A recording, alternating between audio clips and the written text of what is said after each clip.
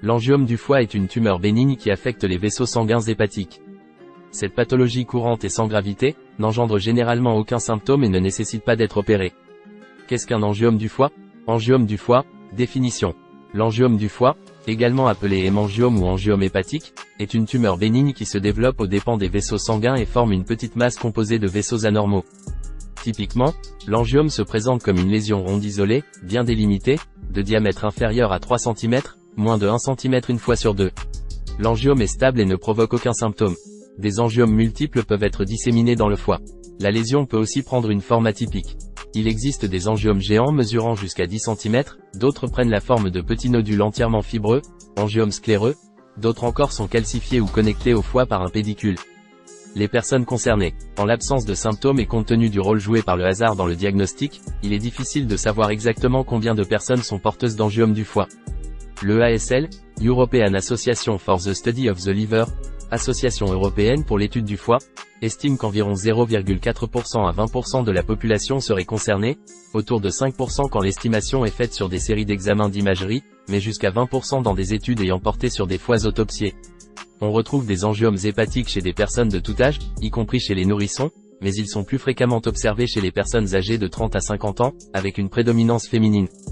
Angiome du foie, quelles sont les causes et facteurs de risque? Les causes associées. Il s'agit d'une lésion sans cause identifiée, probablement d'origine congénitale. Certains angiomes hépatiques pourraient être sous l'influence des hormones. Les facteurs de risque. Les traitements hormonaux pourraient jouer un rôle dans l'accroissement de la taille de certains angiomes du foie. Toutefois, les études montrent que ce risque est mineur et a priori sans danger. La contraception orale, en particulier, n'est pas contre-indiquée chez les femmes présentant des tumeurs non évolutives et peut être poursuivie sans surveillance particulière. Les symptômes d'un angiome du foie. La plupart du temps, l'angiome est et restera asymptomatique. Les angiomes volumineux peuvent toutefois comprimer les tissus adjacents et provoquer une inflammation et des douleurs. Complications. Dans de rares cas, d'autres complications peuvent survenir. Thrombose, formation d'un caillot.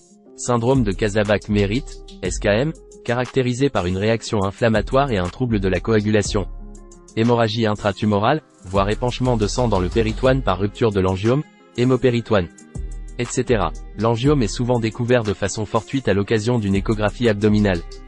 Lorsque le foie est sain et que la tumeur mesure moins de 3 cm, le nodule repéré est bien identifiable et il n'y a pas besoin d'autre examen. Lorsque l'angiome est atypique ou chez les patients présentant une maladie hépatique sous-jacente, telle une cirrhose ou un cancer du foie, il peut être confondu avec d'autres types de tumeurs à l'échographie. Le diagnostic est notamment très difficile pour des angiomes de petite taille chez les patients porteurs de tumeurs malignes. D'autres examens d'imagerie avec injection de produits de contraste, échographie, scanner ou IRM, doivent alors être pratiqués pour confirmer le diagnostic.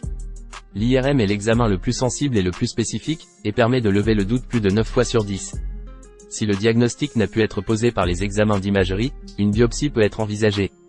Le médecin réalisera une ponction en introduisant une aiguille par voie transcutanée. La précision du diagnostic atteint 96%. Les traitements de l'angiome du foie. Il n'est pas nécessaire de traiter, ni même de surveiller, les angiomes de petite taille, stables et ne causant aucun symptôme. Dans les autres cas, une embolisation, obstruction, artérielle peut être proposée. La prise en charge peut aussi reposer sur un traitement médical par des corticostéroïdes ou d'autres médicaments. Plus rarement, une intervention chirurgicale sera envisagée pour ôter la tumeur.